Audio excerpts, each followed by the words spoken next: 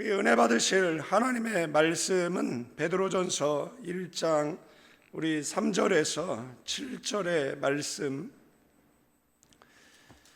교독하시도록 하겠습니다. 베드로전서 1장 3절에서 7절 말씀입니다. 우리 주 예수 그리스도의 아버지 하나님을 찬송하리로다. 그의 많으신 긍휼대로 예수 그리스도를 죽은 자 가운데서 부활하게 하심으로 말미암아 우리를 거듭나게 하사 산 소망이 있게 하시며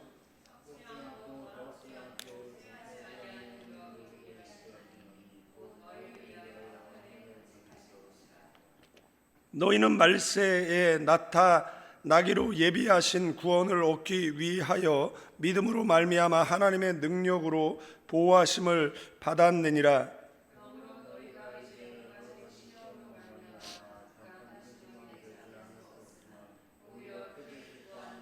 우리 같이 있습니다. 너희 믿음의 확실함은 불로 연단하여도 없어질 금보다 더 귀하여 예수 그리스도께서 나타나실 때의 칭찬과 영광과 존귀를 얻게 할 것이니라.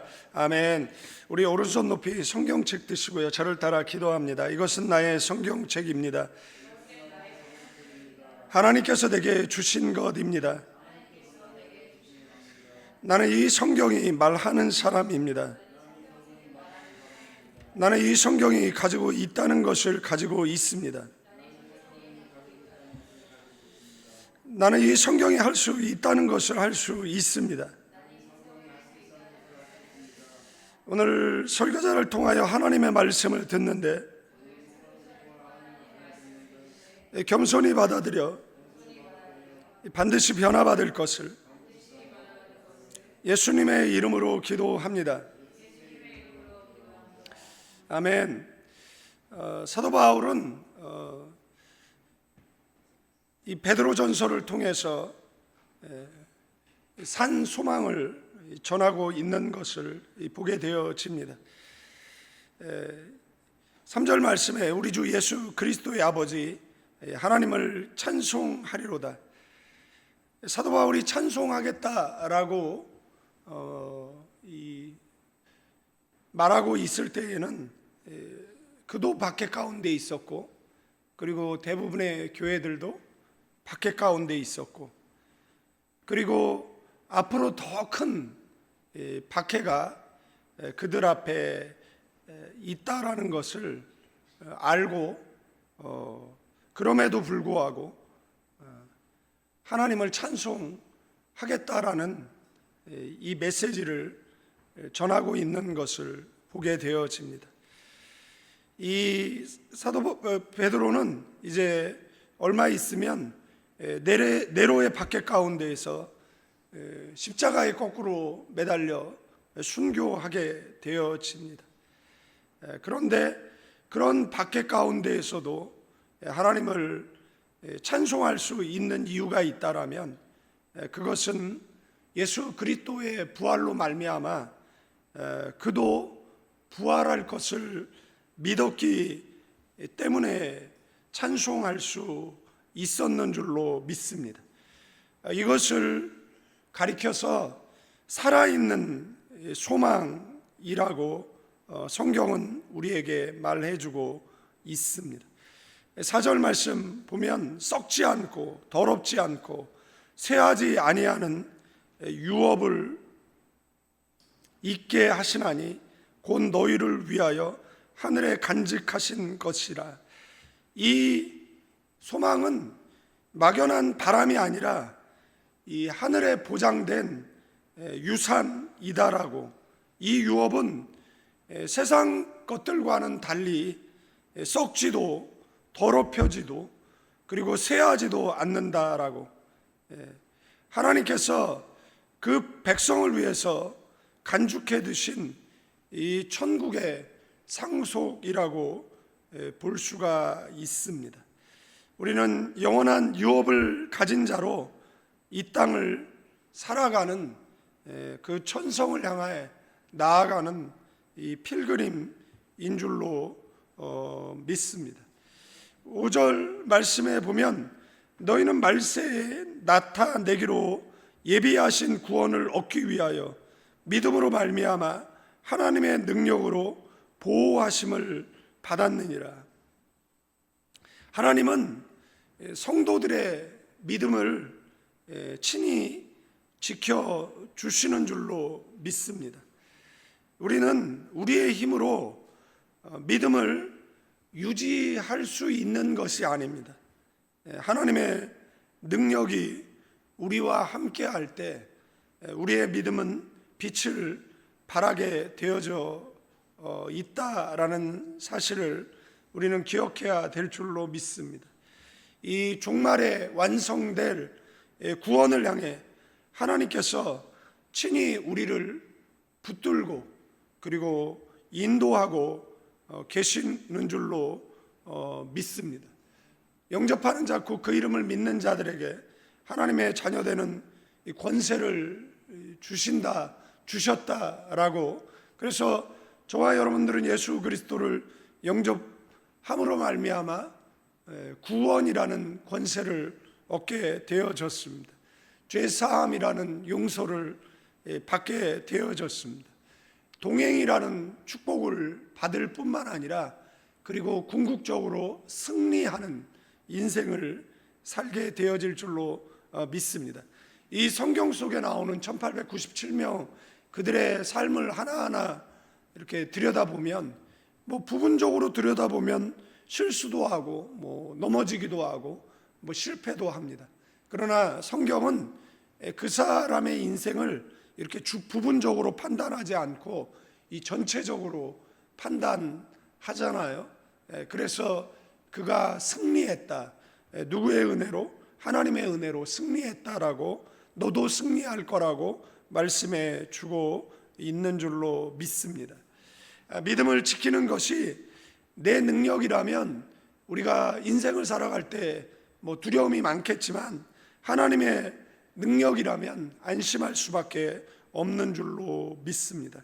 그렇기 때문에 이 베드로 전서 1장 6절은 그러므로 너희가 이제 여러 가지 시험으로 말미암아 잠깐 근심하게 되지 않을 수 없으나 오히려 크게 기뻐하는도다. 지금 이들에게 다가오고 있는 시험은 우리가 생각했을 때 그냥 단순히 근심, 걱정, 염려, 그리고 오지 않을 일에 대한 두려움, 이런 것이 아니었어요. 지금 이들에게 다가오고 있는 그 시험은 그들이 지금까지 겪었던 시험보다는 더 큰 그러한 시험들이라는 것, 그리고 교회의 지도자들이 체포되어지고 정말 죽음을 맞이하는, 심지어 베드로까지 순교하게 되어지는 이 극심한 그런 시험, 네로의 그런 박해, 자신이 불을 지르고 그 다음에 이 불은 그리스도인들이 낸 것이다라고 해서 죄를 덮어씌우고 그들을 고문하고 그리고 그들을 형장의 사자굴 속에 집어던지고 십자가에 매달고 하는 정말 감당할 수 없는 그러한 시험이다라는 겁니다. 그런데 성경은 뭐라고 이야기하느냐라면 잠깐 근심되지 않을 수 없으나 오히려 뭐라고요? 크게 기뻐한다라고. 여러분들, 우리가 주님 앞에 서는 그날까지는 어떻게 보면 고난이에요. 기도를 많이 하기 때문에 고난이 없을 것이다. 아니요. 기도를 해도 우리에게 고난은 다가옵니다. 그러나 기도함으로써 그 고난을 이길 힘이 하나님으로부터 공급되는 줄로 믿습니다. 하나님은 이스라엘 백성을 출애굽시키죠. 그리고 그들을 가나안까지 그냥 인도하신 게 아니에요. 뒤에서는 맹렬하게 애국 군대가 쫓아오고 앞에는 홍해가 가로막히는 그런 상황 가운데에서 하나님은 왜 머뭇거리느냐? 네 손에 들려있는 지팡이를 내밀라. 아니면 발을 내디뎌라. 그렇게 말씀하셨어요. 그렇게 광야를 통과하고 요단을 가르고 여리고 성 앞에서도 그냥 여리고를 무너뜨려 주신 것이 아니라 매일 7바퀴를 돌게 하셨고, 마지막 날 양강나팔을 올려 불었을 때 7바퀴를, 그날은 7바퀴를 돌고 일제히 소리 질렀어요. 뭐라고 질렀는지는 모르겠어요. 그러나 그들의 함성 소리에 여리고는 무너졌어요. 여리고가 무너진 걸로 끝이 아니었습니다. 그들은 아이성을 함락해야 됐고, 그들은 가나안 7족과 싸워야 됐어요. 그리고 그들에게 주어진 것이 가나안의 기업이었어요. 여러분들, 기도하고 가만히 있으면 어떤 기적이 일어나는 것이 아닙니다. 우리는 기도하고 한 발 내딛고, 기도하고 한 발 내딛고, 기도하고 저 천성을 향해 전진을 멈추지 않는 저와 여러분들 되어지기를 주님의 이름으로 축원드리겠습니다. 가만히 있으면 아무런 역사도 일어나지 않습니다. 발을 내딛지 않으면 홍해가 갈라지지 않습니다. 소리를 지르지 않으면 여리고가 무너지지 않습니다. 칼을 들고 나가 적들과 싸우지 않으면 가나안을 점령할 수가 없다라는 겁니다. 물론 그것은 고난이에요. 그러나 그 고난은 승리를 위한 고난인 줄로 믿습니다. 그렇기 때문에 베드로는 그 고난 속에서도 뭐 하라는 거예요? 기뻐하라는 겁니다. 이것이 궁극적으로 우리에게 승리, 상급이 주어지는데, 그게 혹 이 땅에서 주어지지 않는다라고 할지라도 성경이 뭐라고 이야기를 하고 있는 거예요? 4절에 썩지 않고 더럽지 않고 쇠하지 않은 유업을 잊게 하시나니 곧 너희를 위하여 하늘에 간직하신 것이라. 1, 2절에서는 우리는 어디에 속한 사람이라고요? 하늘에 속한 사람이라는 겁니다. 우리는 하늘나라 대사이고 하늘나라 백성이라는 겁니다. 이 땅에서 하나님의 나라 확장을 위해서 살지만 때로는 우리가 원하는 대로 인생이 풀리지 않을 수도 있죠. 그러나 우리의 궁극적인 그러한 가야 할 곳은 천국이다라고 이야기하면서 그곳에서 썩지 아니하는 그러한 하나님의 상급이 있다라고 이야기하는 이 베드로의 메시지를 신비에 새기고, 우리가 이 땅에 살아가는 동안에 겪게 되어지는 고난은 내세에 받을 영광에 비하면 아무것도 아니다라는, 그리고 기도하며 나아갈 때 궁극적으로 승리할 수 있도록 하나님께서 우리에게 은혜를 주실 줄로 믿습니다. 그래서 이 고난 속에서도 기뻐할 수 있는 존재라는 겁니다. 왜냐하면 그 고난은 우리의 믿음을 정련시키고, 그리고 장차받을 영광을 준비하는 도구이기 때문에 그렇다라는 것. 믿음은 고난 중에 빛나고, 고난은 영광을 위한 통로인 줄로 믿습니다. 7절 말씀에 너희 믿음의 확실함은 불로 연단하여도 없어질 금보다 더 귀하여 예수 그리스도께서 나타나실 때 칭찬과 영광과 존귀를 얻게 할 것이니라. 성경은 믿음을 금에 비유합니다. 그러나 베드로 전설을 통해서 우리의 믿음은 금보다 더 귀한, 세상에서 가장 귀한 가치가 있는 것이 그 당시에 금이었지만 하나님 나라 백성에게 있어서 가장 가치 있는 것이 무엇이냐라고 이야기했을 때 그것은 믿음이다라는 겁니다. 그 믿음은 마치 금을 이렇게 재련하듯이 불에 이 금을 녹이면 불순물이 뜨거든요. 그러면 불순물을 제거하면 이제 순도 99.9%의 99%의 정금이 되어지는 것이잖아요. 시련을 통해서 우리의 믿음이 재련되어지고 시련을 통해서 우리 속에 있는 그런 불신앙과 그 불순물이 제거되어지고 정금과 같이 되어지는 은혜가 있는 줄로 믿습니다. 그래서 그 믿음을 통해서 예수님 앞에 섰을 때 칭찬과 그리고 영광과 존귀로 보상받을 것이다라는 것. 베드로는 자신의 순교를 알았던 것 같아요. 자신이 얼마 있으면 주님 앞에 설 것이다라는 것을 알았던 것 같습니다.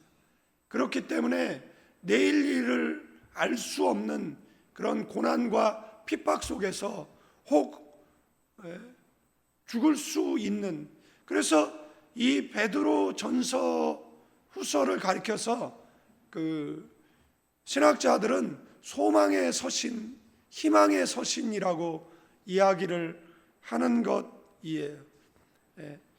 오늘의 시련은 내일의 영광을 준비하는 과정이다라는 겁니다.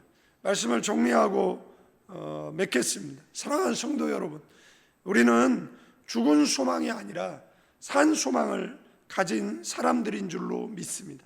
이 산 소망은 예수님의 부활에서 시작되어 하늘나라 유업을 바라보게 하고 시련 속에서도 믿음을 지키게 하고 마침내 영광과 존귀에 이르게 할 줄로 믿습니다. 여러분의 삶이 어떤 시험 가운데 있든지 산 소망을 바라보며 찬송하는 성도 되어지기를 주님의 이름으로 축원드리겠습니다. 거룩하시고 은혜가 풍성하신 하나님, 믿음의 사람들 하나님의 거룩한 제단으로 부르셔서 예배할 수 있도록, 기도할 수 있도록 은혜 주심에 감사드리나이다. 이 은혜가 일생에 지속되어지게 하여 주옵소서. 야고보 장로는 행함이 없는 믿음은 죽은 믿음이다 라고 이야기했습니다. 베드로는 예수 부활로 우리에게 산 소망이 주어졌다라고, 두려워하지 말라라고, 담대하라고 오늘 우리에게 말씀해 주고 있는 줄로 믿습니다. 하나님, 우리 앞에 있는 시련은 우리의 믿음을 재련하는 하나님의 테스트임을 기억하게 하시고, 하나님, 우리가 천금과 같이 하나님 앞에 설 수 있는 가나안 모든 교인들이 되게 하옵소서. 이제는 우리 주 예수 그리스도의 은혜와 아버지 하나님의 극진하신 사랑, 성령님의 감화감동 교통 충만한 축복하심이 이 새벽에 기도하는 믿음의 사람들 위에 이제로부터 영원까지 함께 계실지어다.